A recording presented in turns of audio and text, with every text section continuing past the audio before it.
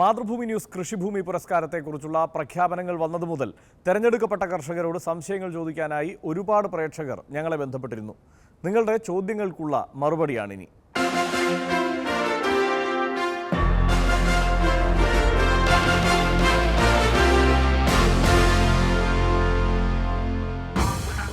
കൃഷിഭൂമി പുരസ്കാരം presented by Kera Fed in association with D Cocos Coconut Products.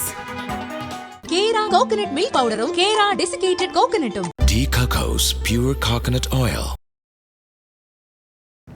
ഒന്നാമത്തെ ചോദ്യം കൊല്ലത്ത് നിന്നൊരു ജയനാണ് ചോദിച്ചിരിക്കുന്നത്.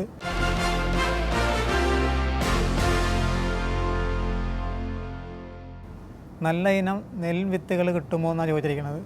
അപ്പം ഞാൻ പച്ചക്കറി കൃഷി മാത്രം ചെയ്ത് പച്ചക്കറിയുടെ വിത്തുൽപാദനമാണ് ചെയ്യുന്നത്. നല്ല ഇനം വിത്തുകൾ കഞ്ഞിക്കുഴി പഞ്ചായത്തിൽ നെല്ല് മാത്രം കൃഷി ചെയ്യുന്ന കർഷകരുണ്ട്. അപ്പോൾ ആവശ്യമുണ്ടെങ്കിൽ അവരിൽ നിന്ന് ഞാൻ കളക്ട് ചെയ്ത് തരാം. രണ്ടാമത്തെ ചോദ്യം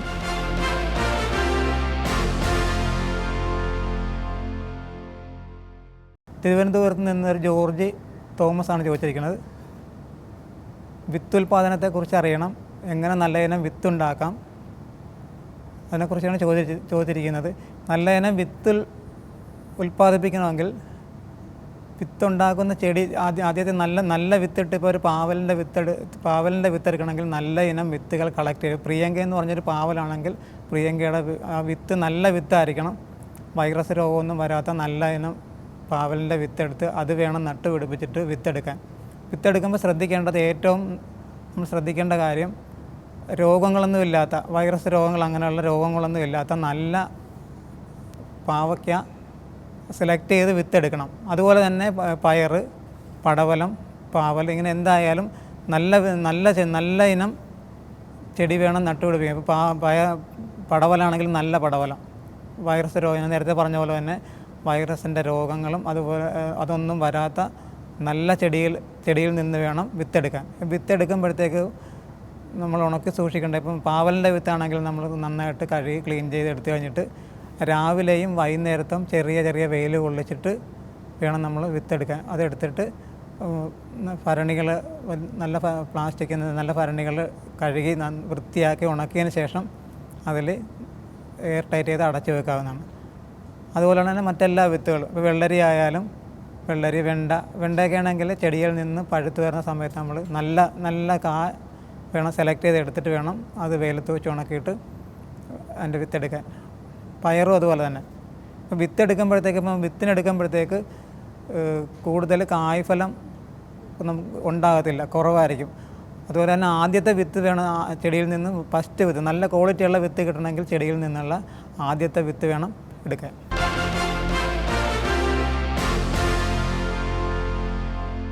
ആലപ്പുഴ അരൂരിൽ നിന്ന് സുധാകരൻ എന്ന് പറഞ്ഞ ആൾ ചോദിച്ചിരിക്കുന്നു പപ്പായ കൃഷിയെക്കുറിച്ച് അറിയാൻ.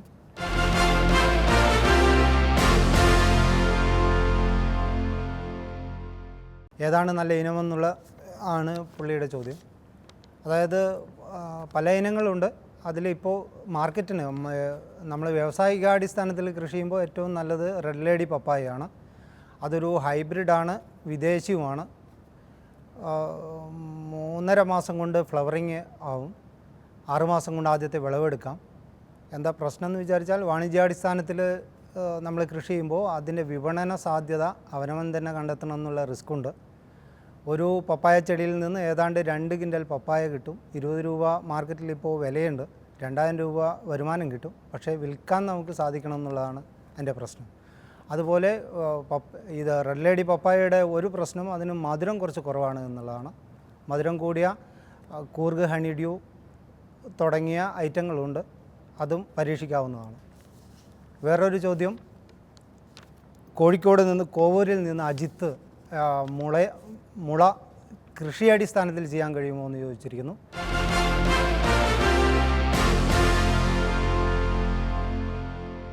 ശരിക്കും പറഞ്ഞാൽ മുള ഈ വരുംകാലത്തിൻ്റെ വിളയാണ്.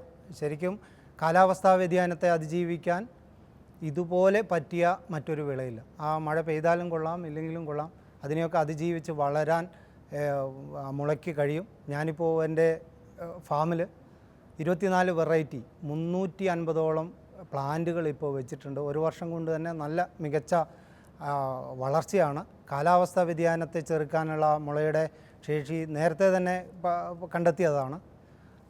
ഒരു വയലറമ്പിലോ മറ്റോ നമ്മളൊരു മുള വെച്ച് പിടിപ്പിച്ചാൽ ഒരു 4 വർഷം കഴിയുമ്പോഴേക്കും അതിൻ്റെ ചുവട്ടിൽ നിന്ന് ഒരു ഉറവ സ്റ്റാർട്ട് ചെയ്യുന്നത് നമുക്ക് കാണാം.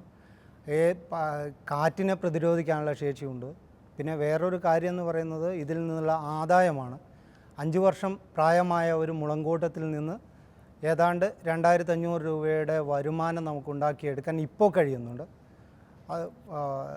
നമ്മുടെ തോട്ടങ്ങളിലൊക്കെ കൃഷി ചെയ്യുമ്പോൾ മുള്ളു കുറഞ്ഞ വെറൈറ്റി തിരഞ്ഞെടുക്കുന്നതായിരിക്കും അഭികാമ്യം.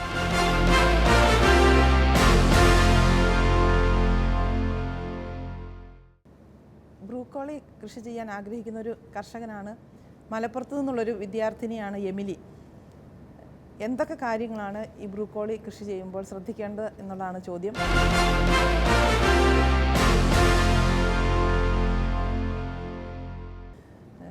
ബ്രൂക്കോളി ഒരു ആൻറ്റി ഓക്സിഡൻ്റ് ആണ്. ഇത് നമ്മുടെ നാട്ടിൽ വളരെ സുലഭമായിട്ടുണ്ടാകും. ഒരു സെപ്റ്റംബർ ഒക്ടോബർ മാസങ്ങളിലാണ് ഇത് കൃഷി ചെയ്യേണ്ടത്. ജൈവ കൃഷിയാണ് വളരെ നല്ലത്. കൃഷി ചെയ്ത് കഴിയുമ്പോൾ അതിന് സ്യൂഡോമോണസ് എല്ലാ ആഴ്ചയിലും 20 ഗ്രാം 1 ലിറ്റർ വെള്ളത്തിൽ ചേർത്ത് തളിച്ചു കൊടുത്താൽ കീടങ്ങളിൽ നിന്ന് സംരക്ഷിക്കാം. പിന്നീട് ഇപ്പം ഗ്രോ ബാഗിലോ ചാക്കിലോ ഒക്കെയാണ് കൃഷി ചെയ്യുന്നതെങ്കിൽ അതിൻ്റെ പോർട്ടബിൾ മിക്സ് മിക്സ് കൂട്ടുമ്പോൾ ചാണകപ്പൊടി വളരെ നന്നായിട്ട് ചേർത്ത് നല്ല രീതിയിൽ കൃഷി ചെയ്താൽ നല്ല വിളവുണ്ടാകും. അതിൻ്റെ ഒരുപാട് വെയിലത്ത് അത് വയ്ക്കരുത്. കുറച്ച് തണൽ ഉള്ള സ്ഥലത്ത് വെച്ചാൽ വളരെ, പ്രത്യേകിച്ച് റെയിൻ ഷെൽട്ടറിലൊക്കെ ആണെങ്കിൽ നല്ല വിളവ് കിട്ടുന്നുണ്ട്. ഇത് വളരെ നല്ല ഒരു ധാരാളം വൈറ്റമിൻസ് ഉള്ള ഒരു പച്ചക്കറിയാണ്. ഇതിന് ക്യാൻസറിനെ പ്രതിരോധിക്കാനുള്ള ശേഷി, ക്യാൻസർ രോഗത്തിനെതിരെ ഉണ്ടാകാതിരിക്കാനൊക്കെ നല്ല ഒരു പച്ചക്കറിയാണിത്. വിദേശ രാജ്യങ്ങളിൽ മാത്രമാണ് നേരത്തെയൊക്കെ കണ്ടിരുന്നത്. ഇപ്പോൾ ഞങ്ങളുടെ കാർമൽ ജ്യോതി സ്കൂളിൽ നന്നായി കൃഷി ചെയ്ത് വിളവ് ഈ വർഷം നല്ല വിളവ് എടുക്കാൻ സാധിച്ചു.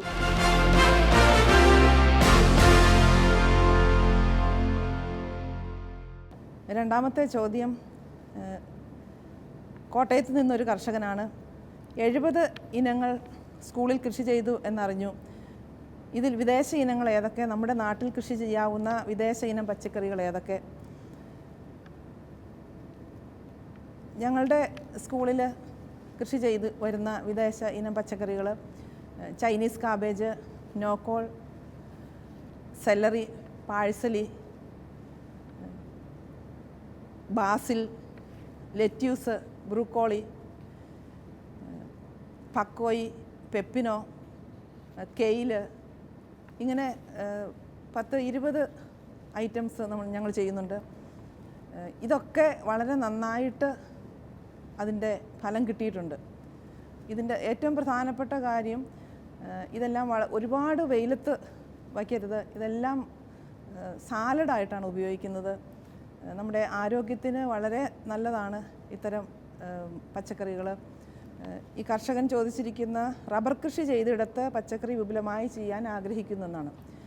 റബ്ബർ കൃഷി ചെയ്ത സ്ഥലം ഒരുക്കുമ്പോൾ തന്നെ വളരെ നന്നായിട്ട് കിളച്ചിളക്കി കുമ്മായമൊക്കെ ഇട്ട് ഒരാഴ്ച നിലനിർത്തിയതിന് ശേഷം ചെയ്യുക. ചെരിവുള്ള പ്രദേശം അത്ര നല്ലതല്ല. നിരന്ന സ്ഥലത്താണെങ്കിൽ ജലസേചനത്തിനുമെല്ലാം നല്ല സൗകര്യമുണ്ട്. ആ സ്ഥലം തിരഞ്ഞെടുക്കുകയാണ് ഏറ്റവും പ്രധാനം.